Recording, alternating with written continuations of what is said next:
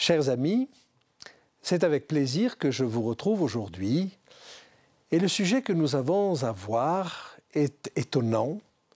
Il s'agit d'une guerre dans le ciel.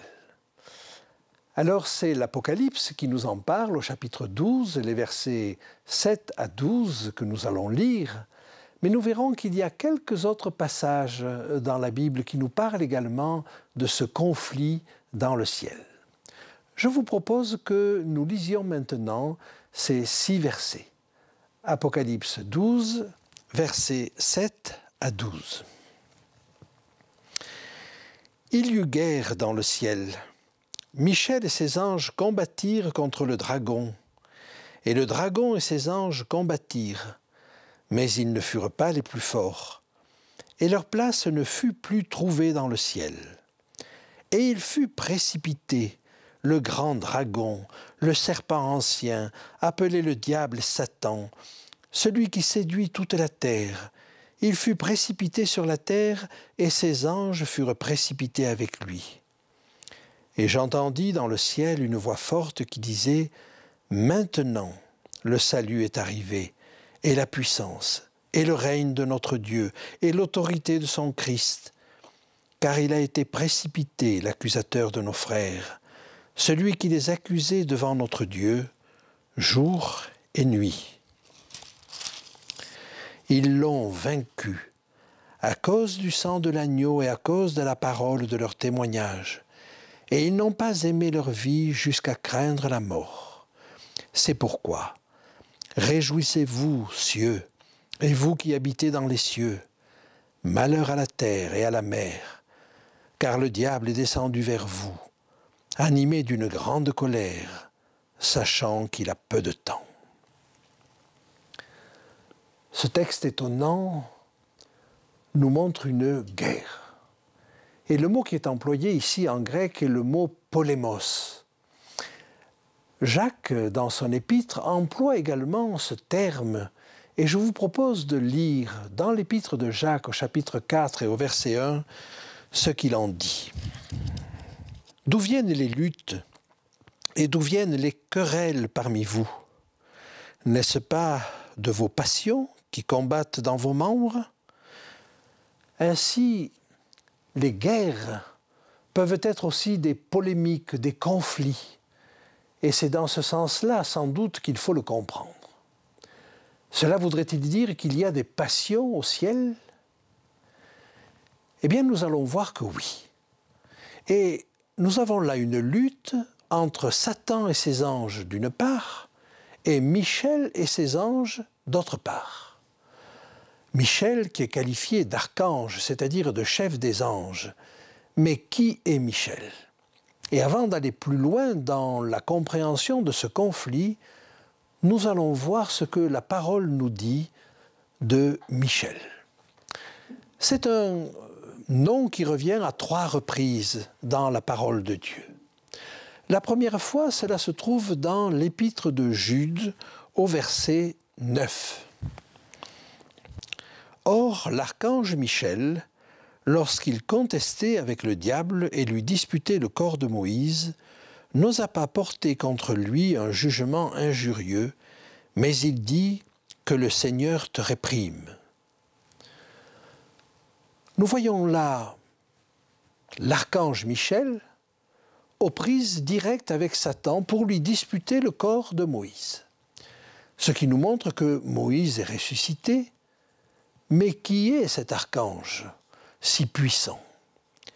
Eh bien, nous allons le découvrir à travers le 3e passage où il est question de Michel ou de Michael.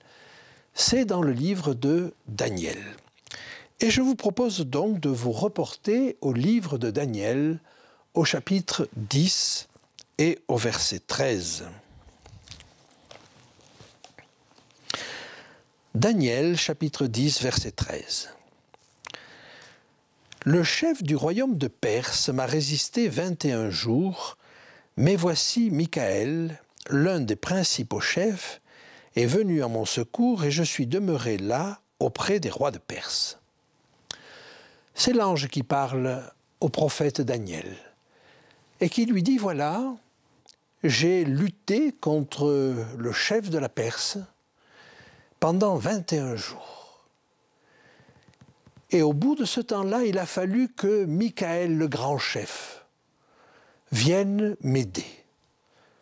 Alors évidemment, un chef parmi d'autres, cela ne nous indique pas encore qui est Michel ou Michael. Mais nous allons le voir et nous allons le comprendre à travers la dernière partie de la vision de Daniel, qui est au chapitre 12 et au verset 1er. En ce temps-là se lèvera Michael, le grand chef, le défenseur des enfants de ton peuple, et ce sera une époque de détresse telle qu'il n'y en a point eu de semblable depuis que les nations existent jusqu'à cette époque. En ce temps-là, ceux de ton peuple qui seront trouvés inscrits dans le livre seront sauvés.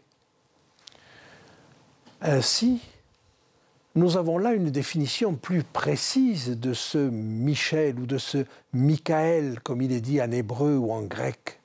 C'est le grand chef, le défenseur des enfants de son peuple. Et là, évidemment, le texte de Jean dans son épître nous apparaît et nous dit qui il est. Nous avons ceci dans la première épître de Jean, au chapitre 2 et au verset 1er. « Mes petits enfants, je vous écris ces choses afin que vous ne péchiez point. Et si quelqu'un a péché, nous avons un avocat auprès du Père, Jésus-Christ, le juste. » Voilà qui est Michael, Jésus-Christ le juste, l'avocat, le défenseur des enfants de son peuple. Alors je reviens au texte de Daniel, et Daniel va comprendre que ce chef historique, qu'il ne connaît peut-être pas encore, est en réalité non seulement le chef des anges, mais le chef de son peuple sur terre. Et je vous propose de revenir au chapitre 10 et au verset 21. Daniel, chapitre 10, verset 21.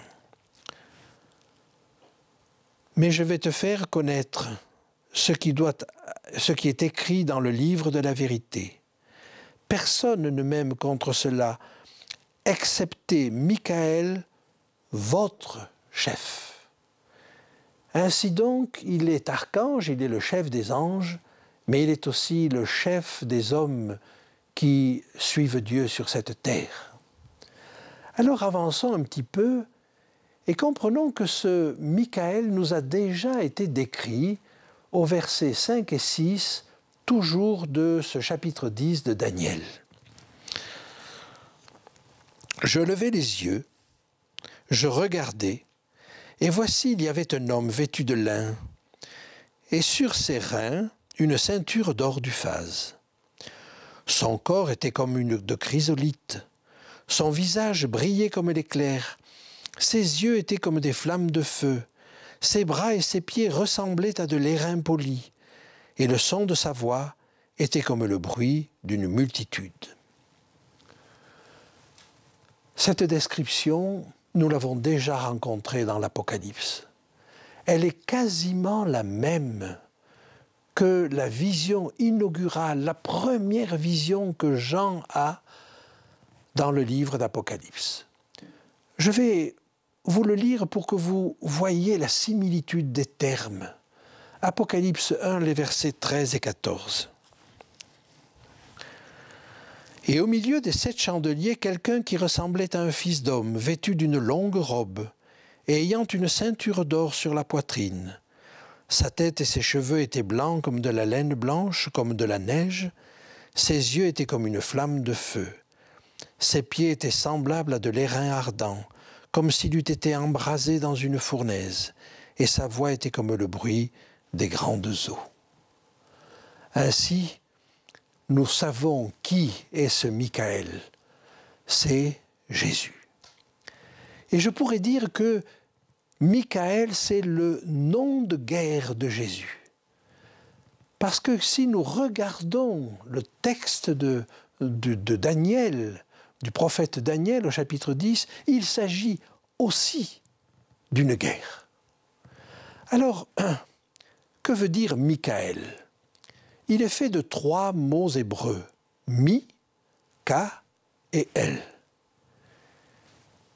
Il s'agit d'une interrogation. Mi, ça veut dire qui, mais un qui interrogatif.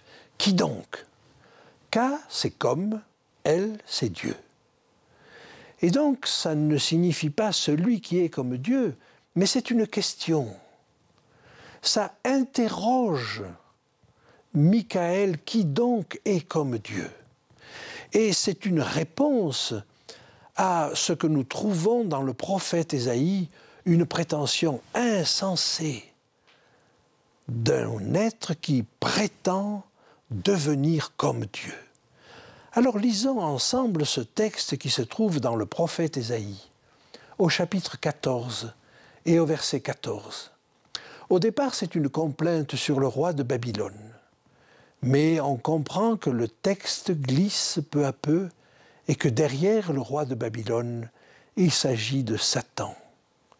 Lisons, si vous voulez bien, ce texte. Ésaïe 14, les versets 12 à 14. « Te voilà tombé du ciel, astre brillant, fils de l'aurore. Tu es abattu à terre, toi le vainqueur des nations. Tu disais en ton cœur, je monterai au ciel. J'élèverai mon trône au-dessus des étoiles de Dieu. Je m'assiérai sur la montagne de l'assemblée, à l'extrémité du septentrion. Je monterai sur le sommet des nues. Je serai semblable au Très-Haut. » Et face à cette prétention, je serai semblable au Très-Haut, prétention de Satan, la réponse de Jésus n'est pas de se dire lui seul semblable au Très-Haut, mais c'est une interrogation. Qui donc peut prétendre être semblable au Très-Haut? Qui donc est semblable à Dieu? Et j'aimerais vous dire que ce nom même peut être une aide face à toute tentation qui peut survenir.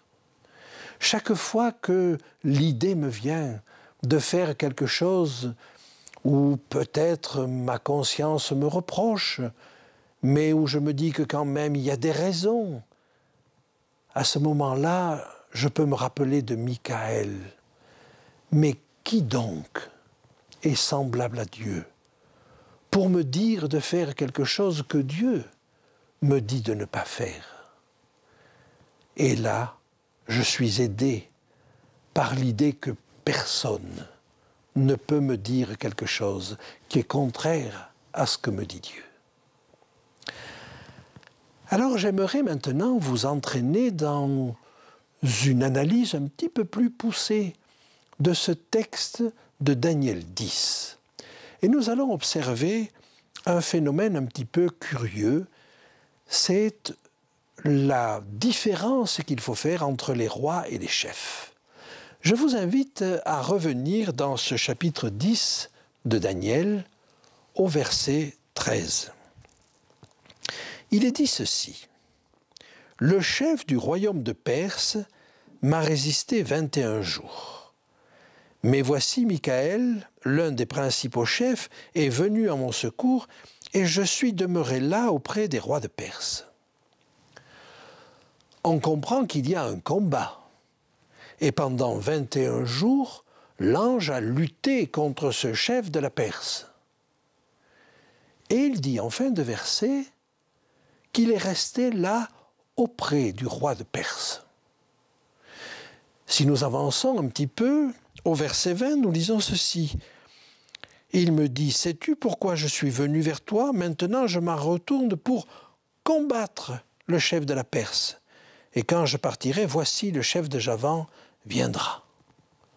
Ainsi donc, il y a un véritable combat contre le chef de la Perse à 2 reprises. Mais cela est-il compatible avec le fait de se tenir auprès du roi de Perse? Et la même idée de se retrouver auprès du roi de Perse nous est donnée de nouveau au chapitre 11 et au verset 1er. Et moi, la première année de Darius le Mède, j'étais auprès de lui pour l'aider et pour le soutenir. Ainsi donc, j'aimerais souligner qu'il y a là une différence entre les chefs et les rois. Les chefs sont ceux contre lesquels l'ange va lutter. Ce sont des chefs spirituels, alors qu'il se tient auprès des rois pour les aider, pour les soutenir, pour les encourager à prendre la bonne décision. Et le texte que nous trouvons dans l'épître de Paul aux Éphésiens va nous aider à comprendre cela. Éphésiens, chapitre 6, verset 12. « Car nous n'avons pas à lutter contre la chair et le sang, mais contre les dominations, contre les autorités, contre les princes de ce monde de ténèbres, contre les esprits méchants dans les lieux célestes. » Le véritable combat ne se situe pas contre les autorités de cette terre. Et nous avons à prier pour les autorités de cette terre. Par contre, s'il y a un combat à mener, il est contre les autorités dans les lieux célestes. Mais ce combat nous dépasse. Et ce sont les anges qui le mènent. Alors, le combat qui se mène là est un combat ancien. Et Daniel, qui toute sa vie a essayé de comprendre ce qui se passait, a essayé de comprendre les prophéties que Dieu lui donnait, dit toujours qu'il ne comprend pas, sauf quand on arrive à la dernière vision. Daniel, au chapitre 10 et au verset 1, va dire qu'il comprend la vision. Mais il comprend la vision parce qu'il comprend qu'il y a un grand combat. Et ce grand combat, c'est un combat qui dépasse les humains. C'est un combat qui se livre dans le ciel. Alors ce combat ancien, vous en avez déjà entendu parler dans Job, dans le livre de Job. Et on est étonné, on a parfois peine à croire à cet enjeu, à cette polémique dans le ciel. Mais pourtant, l'enjeu est tel que Satan va entraîner un tiers des anges à sa suite. Et quel est l'enjeu? L'enjeu, c'est l'amour inconditionnel. Quand Satan discute avec Dieu et que Dieu lui fait remarquer que Job est un serviteur fidèle, il lui dit oui, mais touche à ses biens, touche à ses propriétés, et je suis sûr qu'il te maudit en face. Job ne va pas maudire Dieu. Il va rester fidèle. Lisons ensemble, si vous voulez, dans le premier livre de Job, dans le livre de Job, les premiers versets, au chapitre 1er, les versets 8 à 11. L'Éternel dit à Satan, « As-tu remarqué mon serviteur Job? Il n'y a personne comme lui sur la terre. C'est un homme intègre et droit, craignant Dieu et se détournant du mal. » Et Satan répondit à l'Éternel, « Est-ce d'une manière désintéressée que Job craint Dieu? Ne l'as-tu pas protégé, lui, sa maison et tout ce qui est à lui? Tu as béni l'œuvre de ses mains, et ses troupeaux couvrent le pays. Mais étends ta main, touche à tout ce qui lui appartient, et je suis sûr qu'il te maudit en face. » Ce que Satan est en train de dire, c'est que le fait de servir Dieu de manière désintéressée n'existe pas. L'amour désintéressé n'existe pas. Et quand on se reporte à la tentation de Satan vis-à-vis d'Ève, il lui dit « Mais Dieu sait que le jour où vous mangerez de ce fruit, vous connaîtrez le bien et le mal et vous serez comme des dieux. » En d'autres termes, il laisse entendre que Dieu a une chasse gardée et que l'amour de Dieu n'est pas si désintéressé que ça. Ainsi, Satan, devant l'homme, accuse Dieu et devant Dieu, accuse l'homme. Mais voyez-vous, c'est un combat dans le cœur de chacun. Et ce combat, il nous faut le mener jusqu'au bout. Et nous sommes invités à le mener jusqu'au bout. Alors, ma proposition est de vous dire, que voulez-vous faire? Ce combat qui se livre dans chacun de nos cœurs, mais ce combat qui se livre devant l'univers. Qu'allons-nous faire? Que pouvons-nous faire? Est-ce qu'il nous dépasse? J'aimerais vous montrer un dernier élément. Revenons dans ce livre de Daniel au chapitre 10. Daniel chapitre 10. Et vous faire observer juste une petite chose. Daniel a prié 3 semaines. Daniel chapitre 10 verset 2. En ce temps-là, moi Daniel, je fus 3 semaines dans le deuil. Je ne mangeai aucun mets délicat. Il n'entra ni viande ni vin dans ma bouche. Je ne moignis point jusqu'à ce que les 3 semaines fussent accomplies. Daniel va prier et va jeûner parce qu'il a quelque chose d'important à demander à Dieu. Mais quelque chose se joue qui est au-dessus de lui et qui le dépasse. Est-ce que cela est efficace? Regardez au verset 13. Le chef du royaume de Perse m'a résisté 21 jours. Mais voici, Michaël, l'un des principaux chefs, est venu à mon secours et je suis demeuré là auprès des rois de Perse. 3 semaines. Daniel a prié 3 semaines. Et l'ange s'est battu avec l'ange et avec le roi des Perses 21 jours. La prière de Daniel a mobilisé les forces du ciel, au point de mobiliser, si c'est nécessaire, Michaël lui-même. Et ce que je voudrais vous dire aujourd'hui, c'est que cette guerre dans le ciel, qui est bien au-dessus de nous, nous y avons part. Nous y avons part par la prière, parce que la prière mobilise les anges, mobilise les forces du bien contre les forces de l'ennemi. Et nous allons voir bientôt comment cette guerre se joue aussi dans chacun de nos cœurs.